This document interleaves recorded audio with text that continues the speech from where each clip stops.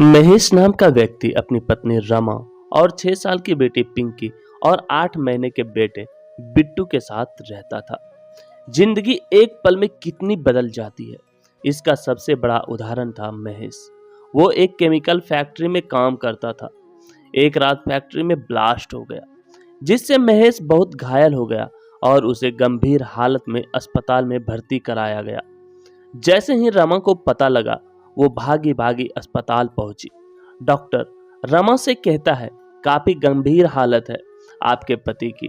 हम अपनी तरफ से पूरी कोशिश कर रहे हैं, आप भगवान पर पूरा भरोसा रखिए। महेश बच तो गया, पर उस हादसे में उसने अपना पैर भी खोया और अपनी नौकरी भी। घर में जो भी जमा पूंजी थी वो इसके इलाज में खर्च हो गई। पिछले 3 महीनों से वो बेरोजगार था। इन 3 महीनों में उसने नई नौकरी ढूंढने की कोशिश की, लेकिन एक अपाहिज को कोई भी नौकरी नहीं देना चाहता था। अब तो बारिश का मौसम भी शुरू हो गया था। इस मौसम में उसे एक जगह से दूसरी जगह जाने में बहुत दिक्कत होती थी, क्योंकि सड़कें पूरी तरह पानी से भर जाती। आज भी वो परेशान अपने घर लौट रहा था। महेश चलते चलते मन ही मन दुखी होकर सोच रहा था कि आज भी मुझे काम नहीं मिला। सब लोग मुझसे नजरें ऐसे चुराते हैं जैसे कि मैं कोई भूत हूँ।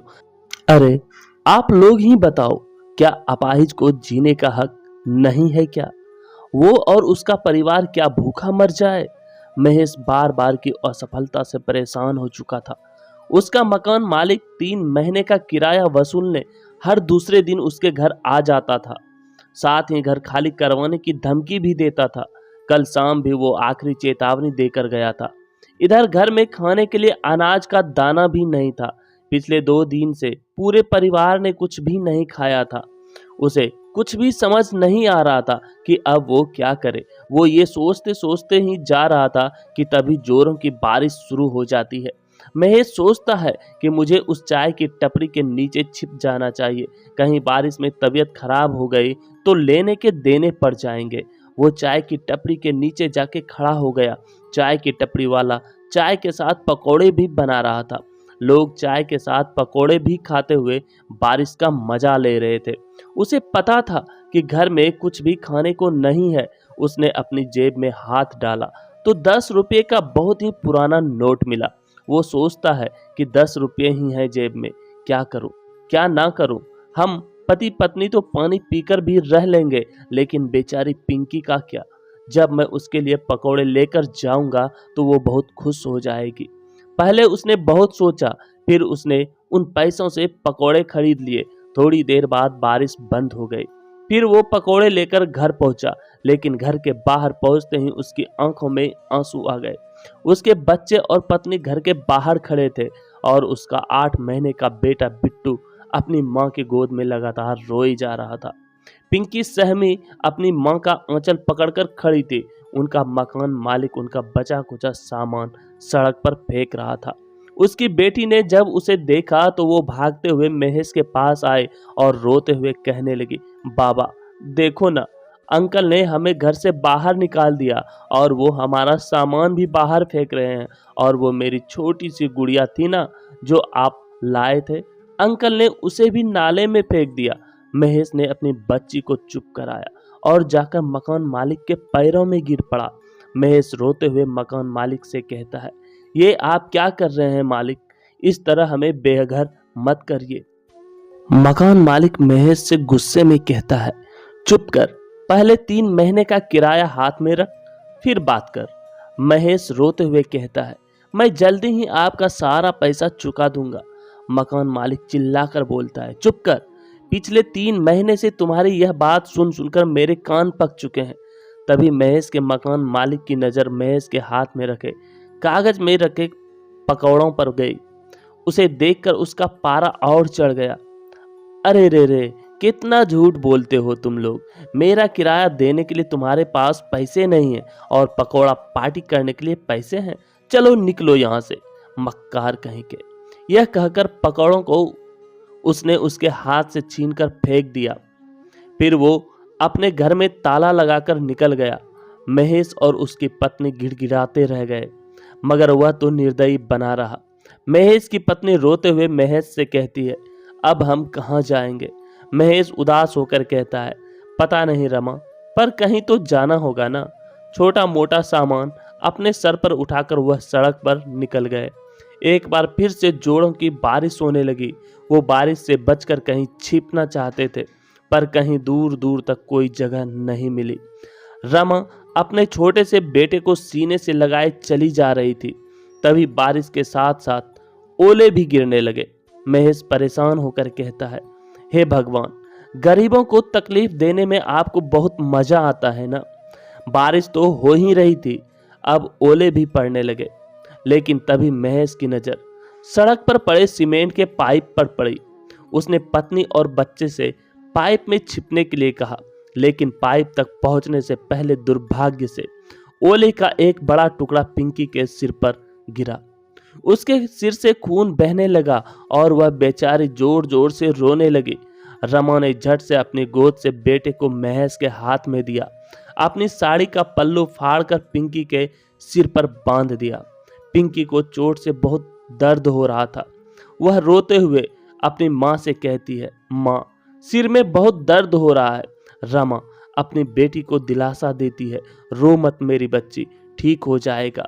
वह सभी पाइप के अंदर बैठ गए और बारिश के रुकने का इंतजार करने लगे, लेकिन बारिश रुकने का नाम ही नहीं ले रही थी। तभी उन्होंने देखा, उनकी सीमेंट वाली पाइप से कुछ दूरी पर एक बड़ी सी गाड़ी आकर रुकी। उसमें से दो कपल बाहर निकले और बारिश में भीगने लगे। लड़का कहता है, बारिश में भीगने का अलग ही मजा है ना काजल। काजल हंसते हुए उससे कहती है, सच में अखिल, बारिश में भीगना और उसके बाद गर्मा गर्म पकौड़े खाना जन्नत सा मजा देता है। काश यह बारिश पूरी रात हो जाए तो मजा आ जाए। एक तरफ तो महेश का परिवार बारिश के रुकने का इंतजार कर रहा था और दूसरी तरफ कोई पूरी रात बारिश चाह रहा था। कितनी असमानता है ना भगवान की बनाई हुई दुनिया में। महेश और उसकी पत्नी यही सोच रहे थे और बारिश के रुकने का इंतजार कर रहे थे, लेकिन बारिश नहीं रुकी और तेज हो गई। सड़कों पर पानी भरने लगा और 2 दिन से लगातार बारिश होने के कारण बाढ़ वाली स्थिति होने लगी। उन लोगों की सीमेंट वाले पाइप में भी पानी आने लगा। पानी उनके सीने तक पहुंच चुका था। महेश अपनी पत्नी रमा से कहता है, रमा, हमको बच्चों को लेकर किसी ऊंचे स्थान पर जाना होगा, नहीं तो हम सब डूब जाएंगे। तभी महेश पिंकी को अपने कंधों पर उठाया और किसी सुरक्षित जगह की तलाश में आगे की ओर जाने लगा। तभी पानी का एक तेज बहाव आया और महेश का नियंत्रण बिगड़ गया और वो गिर गया। पिंकी भी गिर पड़ी और वह पानी के बहाव के तेज चपेट में आ गई और पानी में डूबने लगी। पिंकी रोने चिल्लाने लगी, पापा पापा बचाओ मुझे, मैं डूब रही हूँ पापा। एक तो 2 दिन से भूखा परिवार, ऊपर से बारिश का कहर। महेश चाहकर भी अपनी बच्ची को नहीं बचा पाया और पिंकी पल भर में ही उनकी आंखों से ओझल हो गई। रमा रोने चिल्लाने लगी, पिंकी पिंकी कहाँ हो तुम, हाय मेरी बच्ची। लेकिन पिंकी ने कोई जवाब नहीं दिया। आज महेश खुद को बहुत ही असहाय महसूस कर रहा था, एक असहाय पिता की तरह। महेश ऊपर आसमान की तरफ देखकर कहने लगा, भगवान, तुम्हें जरा भी दया नहीं आती क्या? हम गरीबों पर पूरे पत्थर हो गए हो क्या? तुमने मुझे अपाहिज कर दिया, फिर हमें दाने दाने के मोहताज कर दिया, फिर सिर से छत भी छीन ली और फिर मेरी बच्ची को भी ले गया। कान खोलकर सुन ले, तू मेरे लिए भगवान नहीं, पत्थर है पत्थर। वो लोग बाढ़ से बचने के लिए किसी भी तरह की कोशिश कर रहे थे, लेकिन पैर जवाब दे चुके थे। भूखा शरीर अपनी ताकत खो चुका था, उनके पैर लड़खड़ा रहे थे और वह भी बाढ़ की चपेट में डूबने लगे। हालांकि तब भी उन्होंने हाथ पैर मारे, लेकिन भूख ने उन्हें कमजोर बना दिया था। दोनों एक दूसरे को पुकार तो रहे थे, लेकिन पानी के बहाव में वह पुकार अनसुनी हो रही थी। महेश रो रो कर चिल्ला रहा था, रमा रमा, बिट्टू बिट्टू, लेकिन शायद मौत उनकी अभी हाथों की रेखाओं में नहीं थी। तभी दोनों पानी में गिरकर बेहोश हो गए थे और पानी में बहकर जा रहे थे। तभी बाढ़ राहत कार्य वालों की नजर उन पर पड़ी और वो उनको तभी बचाकर अपनी नाव में राहत शिविर में ले आए। डूबते हुए बच तो गए, लेकिन पिंकी के लिए रो रहे थे।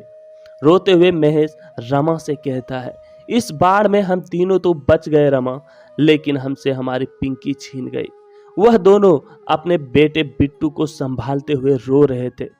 तभी एक नन्ही सी बच्ची जिसके हाथों में बिस्किट और ब्रेड का पैकेट था, वह पैकेट उसको राहत शिविर वालों ने दिया था, उनके पास आई और पीछे से आकर बोलने लगी, बाबा बाबा क्यों रो रहे हैं आप लोगों को भी भूख लगी है ना, यह लीजिए ब्रेड खाइए, अंकल ने मुझे दी थी, मैं आप लोगों का ही इंतजार कर रही थी। वह आवाज पिंकी की थी। पिंकी को देखकर महेश और रमा फूट फूट कर रोने लगे। पिंकी को भी राहत कार्य वालों ने बचाकर शिविर में ले आए थे। अपनी बच्ची को जिंदा देखकर वह लोग ऊपर वाले का शुक्रिया अदा करने लगे। पूरा 1 महीना वह लोग राहत शिविर में रहे। उसके बाद सरकार ने उन्हें कुछ पैसे मुआवजे में दिए, जिससे वो नई जिंदगी की शुरुआत कर सके। आज महेश चाय पकौड़े की एक दुकान चलाता है। उसकी जिंदगी पहले से बेहतर हो गई है। बारिश ने परीक्षा तो ली, लेकिन उसे बारिश ने फिर से अपने पैरों पर खड़ा होने का मौका भी दे दिया था। मुआवजे के पैसे से महेश ने खुद का काम स्टार्ट किया। तभी तो कहते हैं दोस्तों, भगवान के घर देर है, अंधेर नहीं। धन्यवाद दोस्तों।